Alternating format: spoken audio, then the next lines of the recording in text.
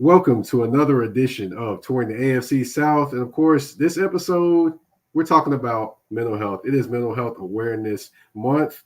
And I feel it'd be right to talk about mental health because, of course, mental health does affect sports as well as life. And of course, these athletes are not just athletes, they are human beings. So without further ado, I want to bring on my guest. That would be mental health expert, Crystal Pennick. How you doing? Hey, I'm doing well. How are you today? Doing great, doing great. Now, can you give folks a rundown just of your level of expertise? Yes, I am a licensed professional counselor in Nashville, Tennessee, and that just basically means that I can diagnose any mental health illness, whether it's the illness of depression or schizophrenia, bipolar, all the mental illnesses out there in what we call the DSM. All right, all right. Now, quick question I have for you is how did you kind of get into wanting to, do mental health Oh, and talk about mental so health? it's a lot of history there with me. So basically, I wanted to be a pediatrician, so I did want to be in the helping profession, but did not make it through chemistry. Chemistry kicked my behind, so I, in undergrad, took a class in general psychology. And to my dad's dismay, I changed my major from biology to psychology, and that's just basically where I fell in love with human behavior, human thoughts, feelings, all of those things. Because basically, your counselors probably have their own trauma, childhood trauma. So that's basically what I've had in my lifetime, childhood traumas, and trying to understand and figure out the people around me, why people act the way they act, why they behave the way they behave. And I wanted to know all of that stuff and be a helper.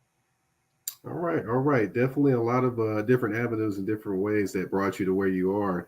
Now, as far as mental health, we see a big change in America in terms of actually taking mental health seriously. Because, of course, Yeah. when me and you were growing up, nobody really took mental health very serious at that time. The first Mm-hmm. thought was the people to say that that person's crazy.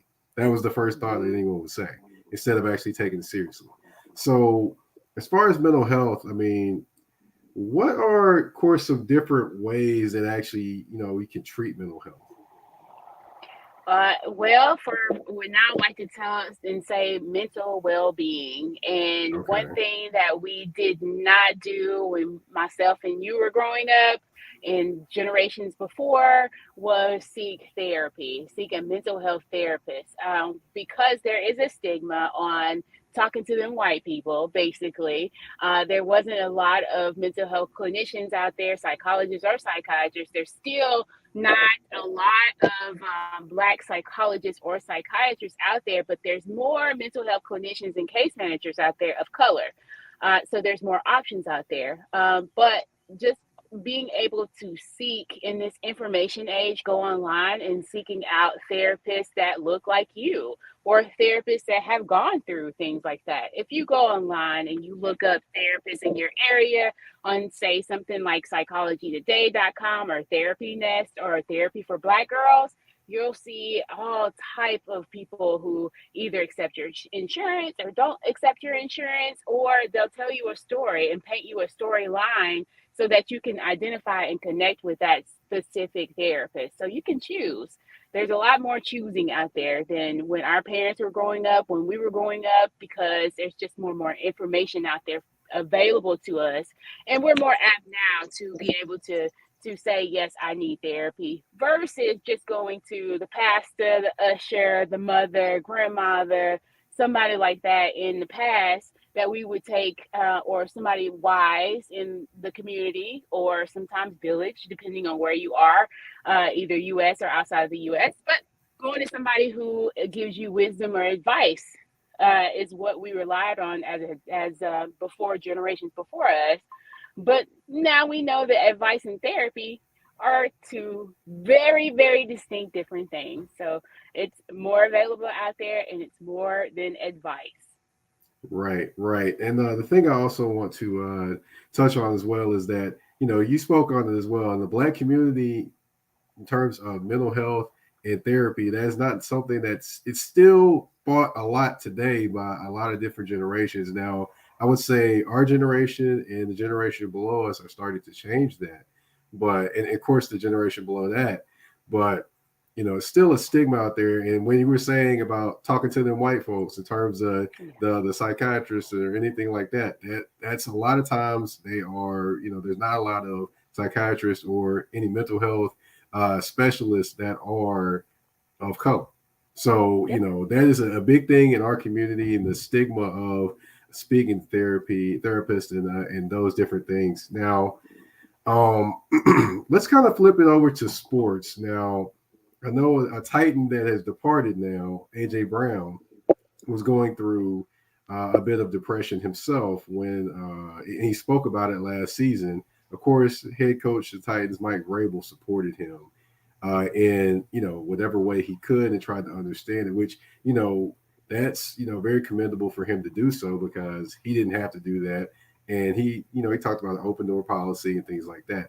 Now, just off the top of your head, how common do you think depression actually is in sports?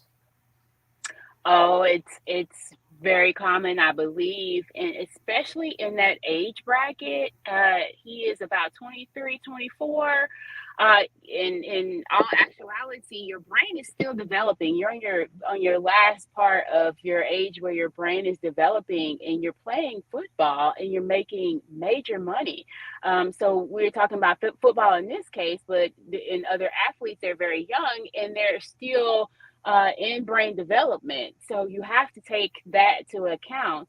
And if you know that there's this thing called the quarter life crisis right before you get 25 years old, where you're coming into adulthood, but you still have somewhat of an adolescent brain. You're trying to adjust to life, adjust to adulting, which is not the easiest thing to do, especially when you are out there in the media, such as athletes are, whether that's college ball, whether that's pro ball, overseas ball, whatever. You are really highlighted on your skill to perform. You are basically a token in sports.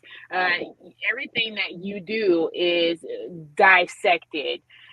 So it is definitely a thing in sports, and it probably always has. But we're now in the era where you're comfortable, where athletes are comfortable, especially Black athletes, to talk about depression. Right, right. Now, one thing I also want to mention as well is that mental health is something to be taken seriously, and you know, not only just beyond the football field, but in life in general. Black people have a lot of trauma in general. If you look around in America, you look at the different things that have happened.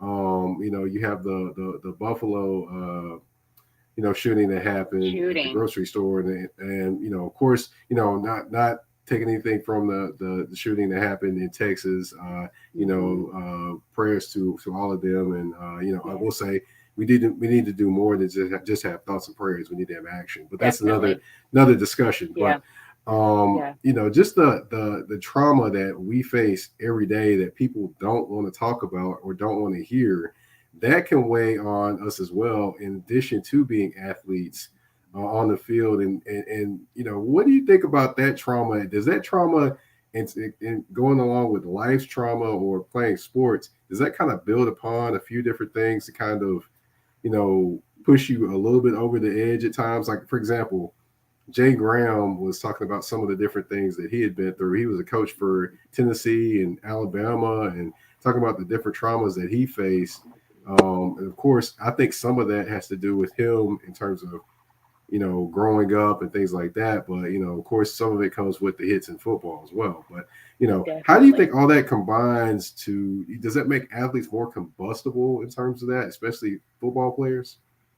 Yes, I would think so, because if you look at these players, where did they come from?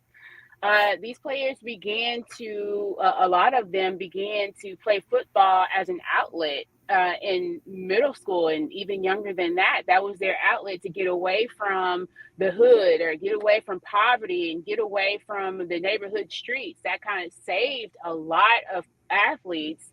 We're talking about football specifically, but we know that Venus and Serena Williams came from the hood, basically in LA and Compton, and their dad saw something in them and saw a talent in them to get them out of that situation so they can thrive. So you have to think about where they come from. So you have neighborhood violence, you have poverty, you have generational traumas.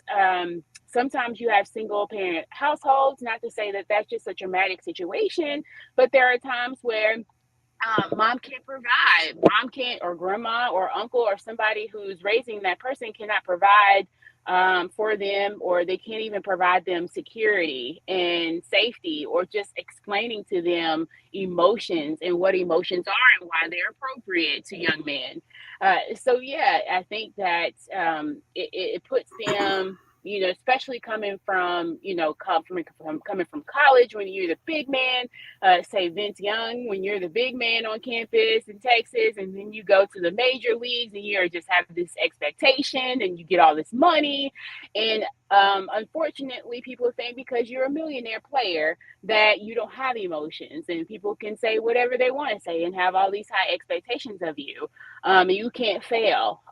So yeah, I think it puts them at risk because their skills are highlighted and their failures are definitely highlighted.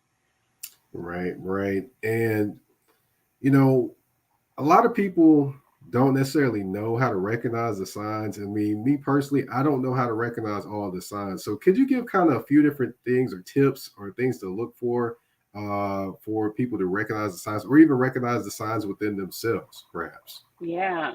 I would think that, and I know as a therapist, before I even became a therapist, I had undiagnosed depression in college. Again, when you're trying to adult, you're in a new situation.